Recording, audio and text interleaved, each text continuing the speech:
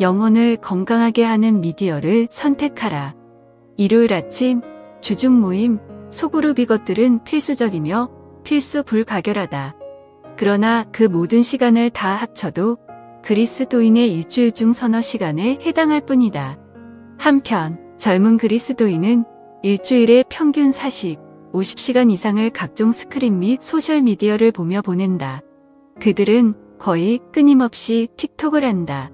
그리고 젊은 그리스도인을 만들어가는 건 교회가 아니라 사실상 바로 그런 시간이라고 해도 과언이 아니다.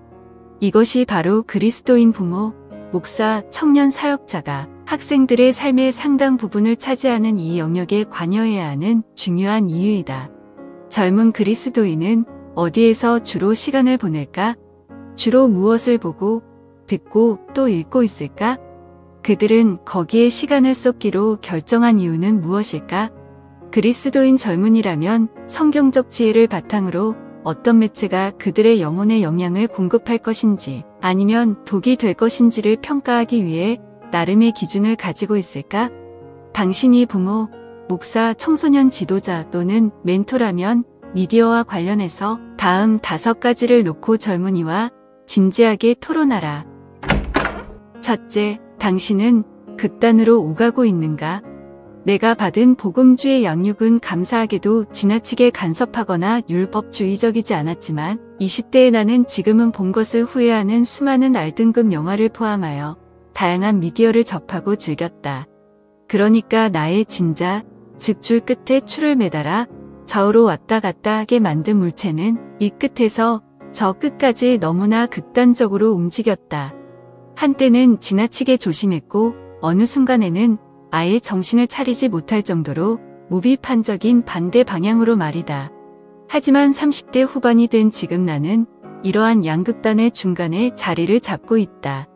여전히 글을 쓸 때 다양한 영화와 TV 프로그램을 사용하지만 무엇을 볼 것인지, 무엇을 추천할 것인지에 더 신중을 기한다. 그리스도인 젊은이의 삶에서 극단으로 향하는 진짜 문제가 발생한다. 때때로 하나님의 은혜로 스스로 문제를 깨닫는 젊은이도 나오기 마련이다. 자신이 너무 지나쳤고 그게 좋지 않았다고 또 부모가 대중매체에 대해 좀 더 조심했더라면 하고 자각하기도 한다. 그러나 때때로 이러한 깨달음으로 가기 위해서는 더 면밀한 조사가 필요할 때도 있다. 바로 다음 질문이 그런 조사를 하기 위한 방법이다. 둘째, 영적으로 건강한 미디어 식단인가?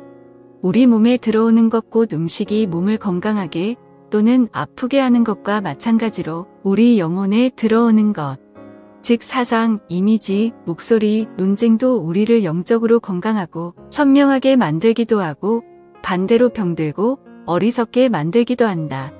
미디어 식단이 나를 형성한다는 것이다. 내가 보는 영화, 팟캐스트, 음악, 책을 비롯해서 기본적으로 우리가 관심을 기울이고 시간을 많이 보내는 것이 우리의 마음을 사로잡고 또한 사랑이 무엇인지에 관한 사고까지도 형성한다. 조심하지 않으면 그것들은 우리의 사랑마저도 전혀 도움이 되지 않는 방향으로 이끌어 갈 것이다. 셋째, 미디어에 지나치게 많은 시간을 쓰는가? 나쁜 미디어 습관으로 인해 영적 건강에 심각한 해가 미치는 게 분명하다면 그때 던져야 할 중요한 질문은 바로 미디어 섭취의 양에 관한 것이다. 이것은 섭취 내용과는 관계없는 독립된 질문이다. 간단히 말해서 오늘날 우리 대부분은 미디어 폭식가이다. 그게 바로 알고리즘이 원하는 것이다. 넷플릭스 시리즈에서 한 에피소드를 보고 나면 바로 다음 회보기 버튼이 뜨고 자연스럽게 이어서 보게 된다. 우리가 적극적으로 저항하지 않는다면 스마트폰 시대에 자연스러운 삶의 리듬은 끊임없이 미디어에서 미디어로 연결된다. 어디 가서 줄을 섰을 때 또는 신호등 앞에서 멈춘 옆 차의 운전자를 바라보라. 잠시라도 틈이 생기는 순간 우리 손은 바로 스마트폰을 집어 스크롤을 시작한다.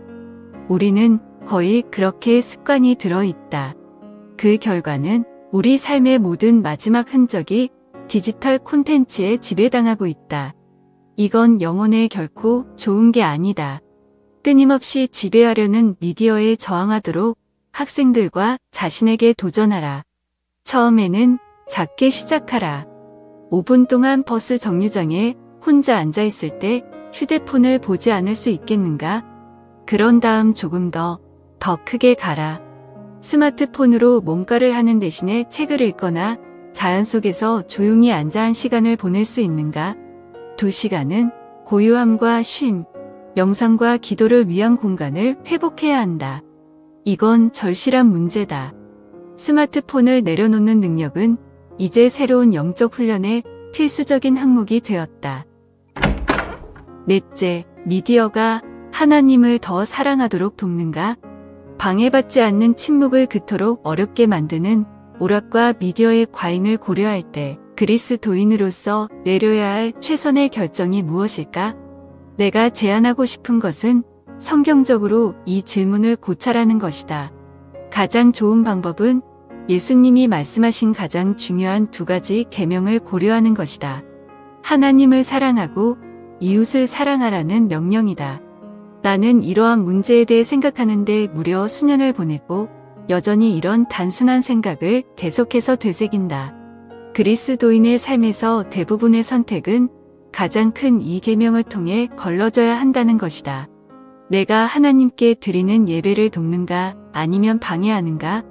우리가 하나님을 더 사랑하는데 도움이 되는 미디어나 오락은 어떤 것인가? 나는 내 삶에서 셀 수 없이 많은 예를 들 수 있다. 전혀 지루하지 않을 것이다. 누구나 영화나 콘서트, 심지어 스포츠 경기를 보면서 소름이 돋는 순간을 경험할 것이다. 이야기와 아름다움이 다름 아니라 하나님으로부터 비롯한다는 사실을 학생들에게 상기시키라. 바로 이런 점 때문에 예술과 아름다움과 오락은 우리로 하여금 하나님을 더 사랑하도록 하는 데에 도움을 줄 수 있다. 5째, 미디어가 이웃을 더 사랑하도록 돕는가? 이웃사랑이라는 고려가 오락 선택에 영향을 미치는 방식 속에는 많은 의미가 담겨 있다. 하나는 단순히 엔터테인먼트의 내용을 보는 것이다. 화면 속 인물들이 인간답고 존귀하게 대우받는가? 아니면 단지 내 쾌락을 위해 착취당하고 모욕당하는가? 내가 보고 있는 영화나 쇼는 진실에 가까운 방식으로 인간 존재가 가진 많은 질감을 진지하게 받아들이는가? 또는 왜곡된 방식으로 인간 존재를 단순하고 하찮게 표현하는가? 틱톡 스타든 뮤직비디오 댄서든 그들을 향한 나의 공감과 사랑이 자라고 있는가? 아니면 그들을 단지 소비를 위한 산물로 보고 있는가? 인간을 존엄하게 만드는 미디어를 선택하라. 또한 당신으로 하여금 사람들이 진정한 투쟁, 진정한 재능, 그리고 진정한 삶을 가진 소중한 하나님 형상을 담은 사람이라는 사실을 감사하고 이해하고 더불어 사랑하도록 돕는 미디어를 선택하라. 친구와 함께 콘서트에 가라. 영화 토론 동아리를 시작하라. 나라는 개인만 중시하는 이기적인 세상에 저항하라. 세상의 아름다움을 이웃과 함께 즐기라. 마지막으로 이웃사랑은 우리의 오락습관을 성교의 렌즈로 바라보도록 자극한다. 우리의 선택이 전도를 위태롭게 하고 구별된 사람들로서 우리의 신뢰를 손상시키는가? 어떻게 해야 오락을 전도의 기회로 활용할 수 있을까?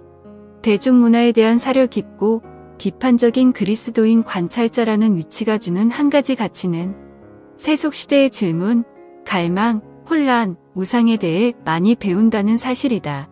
그런 배움을 통해 믿지 않는 이웃과 유익한 대화를 나눌 수 있게 된다. 나를 만나지 않았다면 애초에 무시했을 영적인 질문을 그들이 던지도록 도울 수 있다. 이런 기회를 통해 결코 불가능했을지도 모를 신학적 대화를 이웃과 나눌 수 있게 될 것이다.